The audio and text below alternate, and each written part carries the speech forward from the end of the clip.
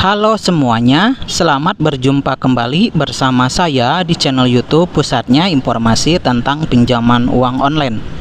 Oke, untuk di video kali ini saya mau share lagi kepada Anda semua pengalaman saya pinjam uang di Bank Jago. Nah, buat kalian yang mau tahu pengalamannya seperti apa, kalian tinggal tonton video ini sampai selesai ya.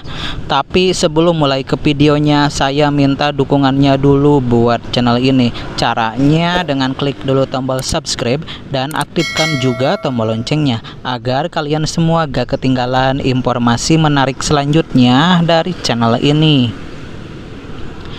Di video kali ini saya akan berbagi pengalaman pinjam uang di Bank Jago, mulai dari proses pengajuan, syarat yang dibutuhkan, limit pinjaman, bunga, hingga berapa lama pencairannya. Buat kamu yang penasaran apakah Bank Jago bisa pinjam uang dan bagaimana cara mengajukannya dan apakah prosesnya cepat cair, semua akan saya bahas lengkap di sini. Saya juga akan membahas kelebihan dan kekurangan pinjaman Bank Jago, apakah aman dan terdaftar di OJK, serta tips agar pengajuan tidak ditolak. Video ini cocok buat kamu yang sedang mencari informasi tentang pinjaman Bank Jago terbaru, review jujur pengguna, dan pertimbangan sebelum mengajukan pinjaman. Tonton sampai habis supaya kamu tidak salah langkah sebelum memutuskan pinjam uang di Bank Jago. Awalnya saya tertarik pinjam uang di Bank Jago karena sudah pakai aplikasinya untuk menabung dan transaksi harian. Saya pikir karena ini bank digital yang terdaftar dan diawasi OJK, prosesnya pasti lebih aman dan transparan dibanding pinjaman online yang tidak jelas. Saya mulai cari tahu apakah Bank Jago menyediakan fitur pinjaman langsung di aplikasinya. Setelah update aplikasi dan cek menu produk, ternyata untuk pinjaman biasanya terhubung dengan fitur pembiayaan atau kerjasama dengan layanan tertentu. Proses pengajuannya cukup simpel, hanya perlu isi data diri, verifikasi identitas, dan melengkapi informasi penghasilan. Proses verifikasi tidak terlalu lama karena data saya sudah terdaftar di aplikasi, jadi tidak perlu upload ulang terlalu banyak dokumen. Setelah pengajuan dikirim, saya menunggu sekitar beberapa hari kerja untuk mendapatkan notifikasi persetujuan. Soal limit pinjaman nominal yang saya dapat tidak terlalu besar di awal, mungkin karena ini pertama kali mengajukan. Bunganya juga dijelaskan secara transparan sebelum saya menyetujui kontrak. Ada rincian cicilan per bulan dan tenor yang bisa dipilih, jadi kita bisa menyesuaikan dengan kemampuan bayar.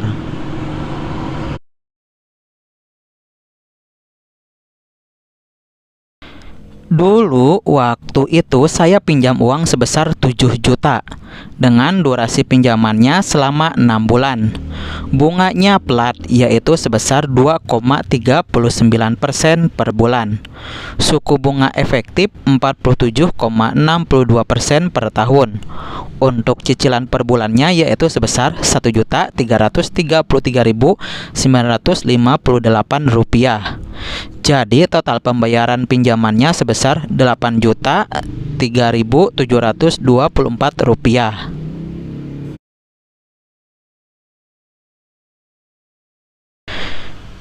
Untuk pencairan, setelah kontrak disetujui secara digital, dana masuk ke rekening Bank Jago saya.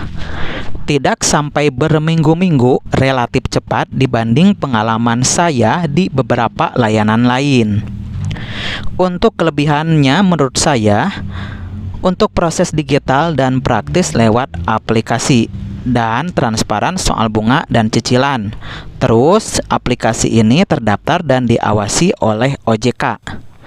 Sementara untuk kekurangannya yaitu tidak semua pengguna langsung mendapatkan akses pinjaman. Dan untuk limit awal biasanya tidak terlalu besar dan harus punya riwayat penggunaan akun yang cukup baik. Jadi secara keseluruhan pengalaman pinjam uang di Bank Jago menurut saya cukup nyaman dan aman. asalkan tetap bijak dalam meminjam dan memastikan cicilan sesuai kemampuan. Oke, demikianlah pengalaman saya mengenai meminjam uang di Bank Jago.